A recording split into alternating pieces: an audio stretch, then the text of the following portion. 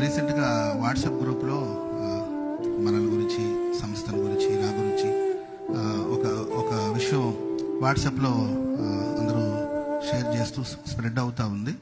గూడాల పండుగ గురించి, నా గురించి, మినిస్ట్రీస్ గురించి ఎవరో కొంతమంది వ్యతిరేకంగా ఒక పాంప్లెంట్ ఒకటి పెట్టి దాన్ని మనది ఎవరు చేశారో తెలీదు.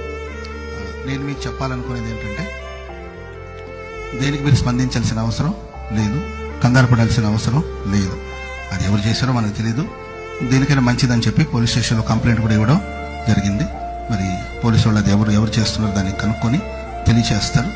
ఈ లోపల మీరెవరు కంగారు పడిపోయి ఏమవుతుందో అని ఆలోచించాల్సిన అవసరం లేదు. మీరెవరు కామెంట్ చేయడం, స్పందించడం, వీళ్ళు చేశారా వాళ్ళు చేశారు, మనం ఎందుకు అంచనా వేయడం, దాని వెనకాల ఎవరు పనిచేస్తున్నారు, ఎవరు దీన్ని ప్రారంభించారు తెలుస్తుంది కదా. మనం వెయిట్ చేయాలి, ఎదురు చూడాలి, ప్రార్థన చేయాలి. Praise the Lord. ఒక గొప్ప కార్యం జరుగుతుందంటే దానికి వ్యతిరేకంగా నేను ఎప్పుడు రెగ్యులర్గా చెప్తుంటాను, మన గుడి కడితే సాతాను గుడి చేస్తాడని చెప్తుంటాను. సో సాతాను కూడా ఆయన పని ఆయన చేస్తూ ఉంటాడు.